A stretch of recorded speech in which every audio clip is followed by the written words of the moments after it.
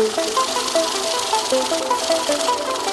are listening to CMQ Investing. I'm your host, Chris Franco, and in this episode, you will learn 3 concepts that all rational investors know and apply. And frankly, there's nothing more important because being rational is the name of the game. Something that Charlie Munger once said is that he and Warren Buffett feel they have a moral duty to be as rational as they possibly can be. And I think all of us, if we want to be intelligent investors, well, we should probably take on a similar mindset. So with that being said, I found an article from the Financial Times, and it was published in 2007 and written by an investor named Arne Alsin. This article is filled with time-tested, usable wisdom, and it focuses on 3 concepts that all rational investors know and apply. Before we get to that, just a friendly reminder to make sure you follow CMQ Investing on Spotify or Apple Podcasts. It only takes a moment, it's totally free, and that way you can join thousands of us, that is, investors like you and me, who are getting a little bit wiser every single day and hopefully doing better as a result. Now with that out of the way, let's get to this article. Charlie Munger was asked a few years ago to explain how he achieved his amazing success in the stock market. He thought for a second and then replied simply, "I'm rational." Implicit in Munger's reply is that other investors are prone to bouts of irrationality. A rational investor, such as Munger, has an edge if other investors make decisions that are subjective, impulsive, or emotion-based. To understand better what it takes to be such an investor, here are 3 core concepts that every rational investor understands and embraces. If you invest your capital in contravention to any of these concepts, you are not a rational investor. Concept number 1. The decision-making process focuses on a comparison of price and value. Before making an investment decision, the rational investor requires answers to 2 simple questions. What's it cost, and what's it worth? The first question is easy to answer. The second question is difficult to answer, sometimes exceedingly difficult. Regardless, a rational investor will not allocate capital unless both questions can be answered with a reasonable level of confidence. In other asset classes, the nexus for decision-making always revolves around a comparison of price and an appraisal of value. For example, a rational person is not going to sell a car valued at $20,000 for $10,000. This sort of irrationality does not happen with cars, but it happens every day in the stock market. Many investors are, in effect, blind investors because they make buy and sell decisions without knowing value. You are a blind investor, for example, if you buy the stock of a company because you like its products or because the company has impressive growth prospects. And I just want to add, so it reminds me of why I'm always so annoyed with that slogan, invest in what you love. Okay, the author continues. These are reasons to become interested in a company, but they are not sufficient reasons to buy the stock. The stock might be overvalued by 50% or more. Without an understanding of both price and value, an investor cannot make an informed, rational investment decision. Concept number 2. The purpose of the stock market is to facilitate liquidity. Many investors misunderstand the purpose of the stock market, and this leads to irrational decision-making.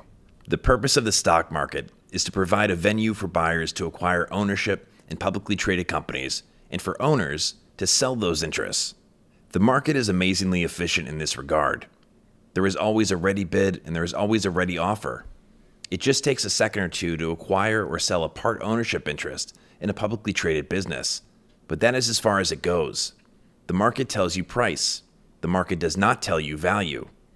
To ask the market to facilitate the trading of business ownership and, in addition, to value those businesses accurately is asking too much. When investors see one of their stocks drop by 20%, they get upset because they think they've lost money. But all that has happened in reality is that the current offer for their asset has declined by 20%. That's really good. I just want to shout that out because I'm reading this with you right now. And yeah, that's something that deserves to be highlighted. And I will even go as far to say it deserves a DJ, bring it back. When investors see one of their stocks drop by 20%, they get upset because they think they've lost money. But all that has happened in reality is that the current offer for their asset has declined by 20%. The value may have not declined at all. It is entirely possible that the value's actually increased. The owner of a private business does not get upset if he gets a lousy offer for his business. Even if the private business owner actively solicits offers, he does not expect to get a full value offer each and every day. The rational owner of a business, whether it is a private business or a publicly traded business, knows that full value offers occur infrequently. Concept number 3, price and risk generally move in tandem. Most investors misunderstand risk as it applies to the stock market. Most do not understand that, generally, as price declines, risk declines. If the price quote for a stock worth $100 falls from $80 to $60, the risk of buying or owning that stock has declined in concert with the price. When value exceeds price, risk declines when value subsequently increases and/or price decreases. And when value exceeds price, risk escalates when value subsequently decreases and/or price increases. When irrational investors think about risk, they focus only on price. Price is everything to such investors. The fact that they are not carefully comparing price and value creates an analytical void. Emotions usually fill that void. Higher prices create enthusiasm and an increased interest in buying. Falling prices cause worry, but there is a way for the irrational investor to alleviate the worry. Sell everything. Ironically, irrational investors tend to worry most when they should be worrying the least. That is, when value exceeds price by a wide margin. And they tend to worry least when they should worry the most. That is, when value exceeds price by a narrow margin, or worse, when price exceeds value. And those are the 3 concepts that you need to know, understand, and use if you want to be a rational investor. Now, if you're looking for more ways to be rational as an investor or just in life, period, I'd recommend my Instagram account, Charlie Munger Quotes. It's been a passion project. It's something that ultimately led me to even start a podcast in the first place. But that account has about 105,000 followers, which is really high considering, Charlie Munger is relatively unknown, or at least he's not really a celebrity, so to speak. I also have an account called Warren Buffett Videos that is focused on Warren Buffett's wisdom about investing specifically.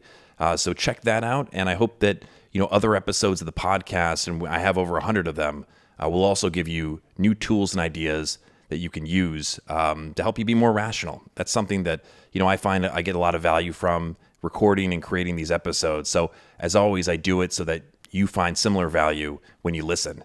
Now, with that being said, thank you so much for listening to this episode of CMQ Investing. My name is Chris Franco. We'll talk soon. Later.